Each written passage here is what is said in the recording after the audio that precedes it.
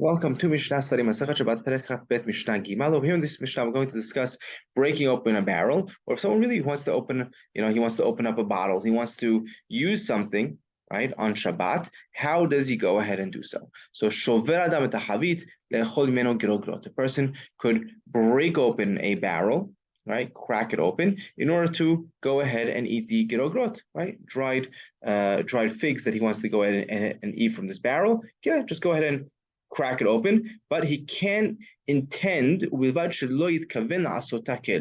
As long as he doesn't intend to make it a keli. Right? You can't have the intention, oh, I'm going to cut it open in a nice, even way where I could go ahead and use this barrel later for wine or to store something in, right? Because then you're making, right, a utensil on Shabbat, right? So you can't have the intention of making a utensil.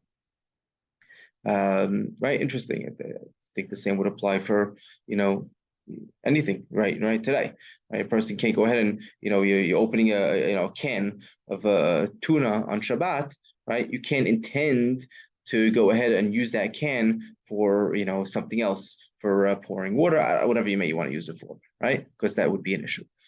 You can't go ahead and puncture, right, the lid of the barrel. It's going to be Rabbi Yosef matir. Rabbi Yosef allows it. Lo yikevena mitzida. Right? You can't go ahead and puncture the barrel from the side. That's why Rambam explains it. You can't puncture the barrel from the side. Right? Others explain that you can't puncture the lid from the side. Rambam says you can't puncture the barrel from the side. Right? If it was punctured, you can't go ahead and plug it with shava, right? With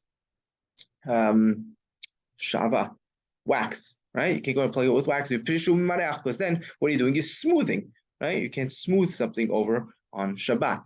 Amar Rabbi Yehuda, Maaseh ba lifnei Rabban Yochanan ben Zakkai ba'arav, right? There was actually a case that came in front of Rabban Yochanan ben Zakkai in Arav.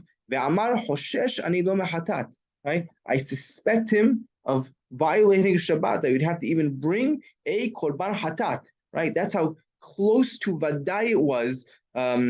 That Rabbi Yochanan, Rabbi Yochanan ben Zakkai was saying that when he went ahead and put this wax over the hole of the barrel on Shabbat, he was that sure that he violated the Deoraita, so close to violating the Deoraita law of Mareach on Shabbat.